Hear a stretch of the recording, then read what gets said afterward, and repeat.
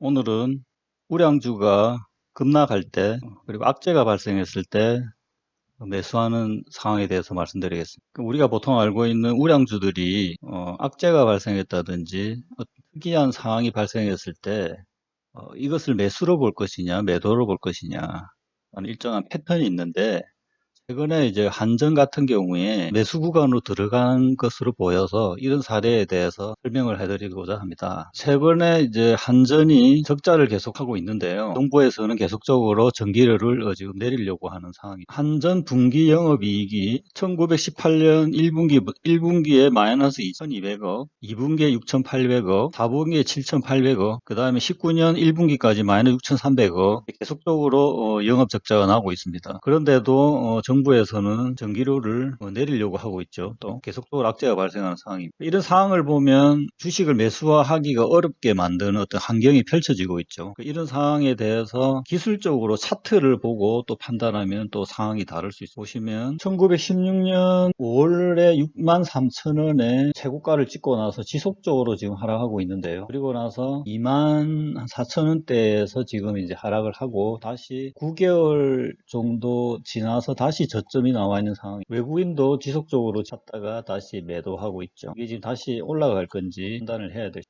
실적 추이를 보시면 고점이 나온 16년에 보시면 영업이익이 12조가 나와요. 이런 회사가 지금 18년도에 마이너스 2천억, 올해는 지금 7천억이라고 뭐 예상을 하고 있는데, 분기 실적으로 봤을 때 지금 3분기에 마이너스 6천억, 2분기에 6월달 2분기에 마이너스 5천억 달성할 수 있을지 지금 의문인 상황입니다. 특이사항을 보시면 1911년도에도 동일한 상황이 있었는데, 그때 19,600원에서 이렇게 쌍바닥을 하고 나서 상승을 했죠.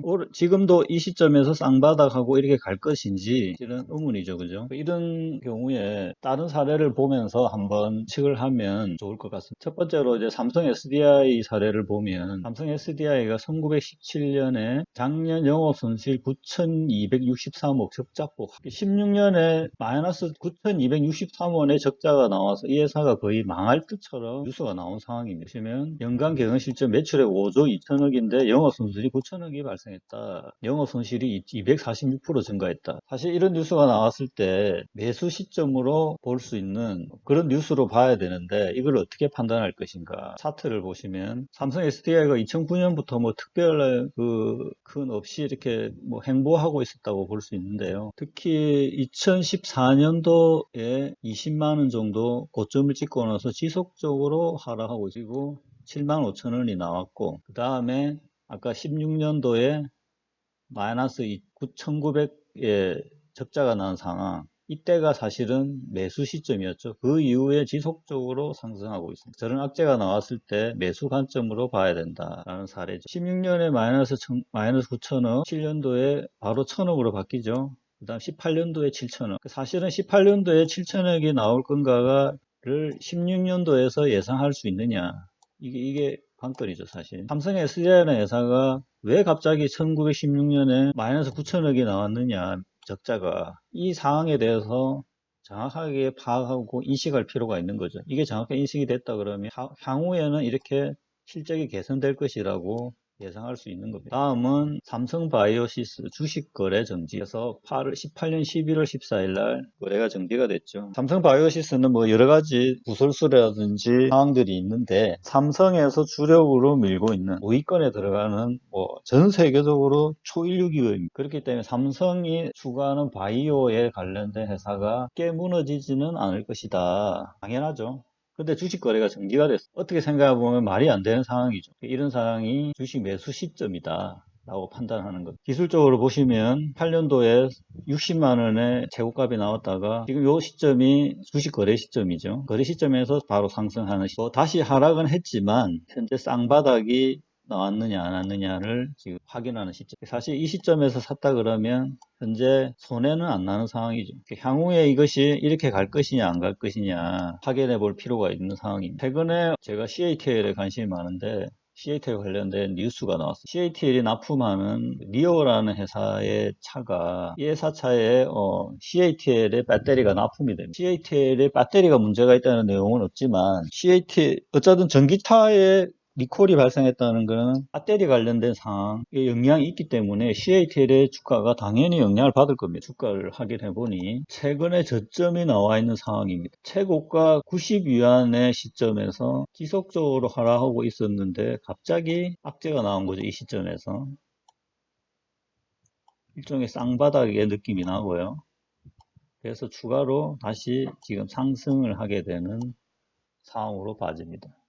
악재가 나왔기 때문에 하락하는 시점에서 지금 보시면 바닥도 일정하게 이렇게 쭉 가고 있죠. 시점에서 악재가 나왔고 쌍바닥에 연출되면서 다시 가는 이런 상황으로 볼 수 있습니다. 또 다른 사례를 보시면 최근에 이슈인 YG 엔테인먼트 양현석이 모든 지책을 내려놓는다.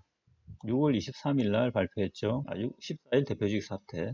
이런 경우도 보시면 계속적으로 악재가 나왔지만 양현석이가 사퇴했다는 그런 어떤 이벤트가 어떻게 보면 이 주식이 매수 시점이 아닌가라는 것을 보여주는 겁니다. 기술적으로 다시 보시면 2016년에 한 6만 원 정도의 고가를 찍고 지속적으로 하락하다가 다시 상승해서 최근에 이 시점에서 양현석에 악재가 발생하고 일종의 쌍봉의 개념이 쌍바닥의 개념이죠. 아마 다시 올라가지 않겠나라고 판단돼요. 여기 고점인 한 45,000원대까지는 올라갈지 안 올라갈지는 뭐 판단하기는 어렵지만 어쨌든 이 시점에서 일시적으로는 다시 상승하는 상황이 발생한다라고 판단합니다. 비슷한 패턴이죠. 다음은 한국전력하고 비슷한데 그 원전 관련 회사 중에 한전 KPS라는 회사도 비슷한 패턴입니다. 최근에 보시면 EA 원전 수주 실망 그래서 이 원전 관련된 사업이 계속적으로 문제가 발생해서 회복이 안 될 듯한 상황이죠. 다시는 원전을 안 할 듯한 기술적으로 이거를 판단해 보면 장기적으로 보면 이 저점이 나오지 않겠냐라고 판단할 수가 있죠. 2011년부터 한 4년간의 상승을 해서 13만 5천원까지 갔던 주식이 다시 1, 2, 3, 지금 5년간 빠졌습니다. 그리고 최근에는 보시면 쌍바닥이 지금 형성되는 시점이죠. 쌍바닥에 이제 상승을 시작하지 않겠나라고 봐집니다. 이렇게 이런 패턴을 보시면 한국전력 같은 우량주 국제가 누적이 돼서 결정적인 어떤 상황, 더 악화되는 상황이 발생한다고 하면 기술적으로 장기적으로 이제 한번 보시고 하락의 전 저점, 뭐 쌍바닥이 추가로 나온다. 이러면 장기적으로 매수해도 되는 시점이다 라고 판단합니다.